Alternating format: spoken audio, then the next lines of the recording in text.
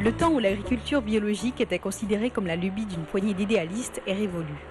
Près de la moitié des Français consomment aujourd'hui des produits bio au moins une fois par mois. Quand nous on a démarré en bio il y a maintenant presque 20 ans, c'était en 92, il y avait une petite demande au niveau des consommateurs.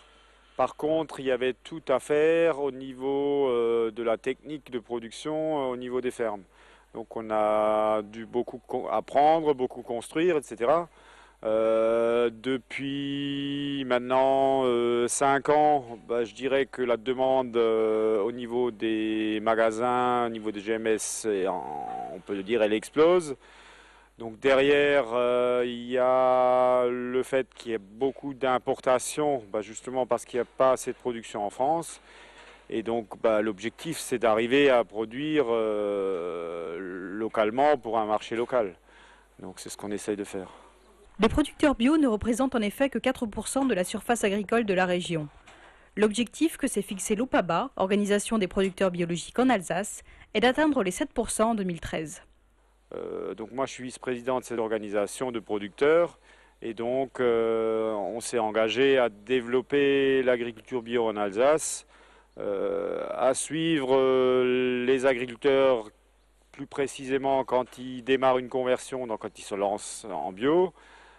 Également à les soutenir, à les informer par la suite en organisant des formations et donc en développant aussi des filières de commercialisation des produits et notamment en Alsace. Les 55 vaches laitières de l'exploitation sont nourries de fourrage bio produit sans intrants chimiques. Elles sont emmenées au pâturage en été et les traitements utilisés pour les soigner sont strictement contrôlés.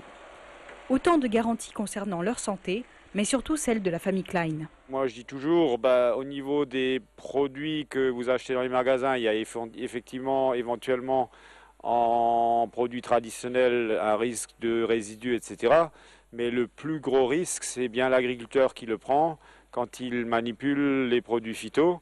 Et donc ça, en bio, on n'a plus ce contact, on élimine ce risque. Et donc ça, c'est aujourd'hui le plus important pour nous. Fin 2009, on recensait en Alsace 427 fermes bio comme celle-ci. Un chiffre qui est appelé à rapidement augmenter pour faire face à une demande des consommateurs locaux en constante augmentation.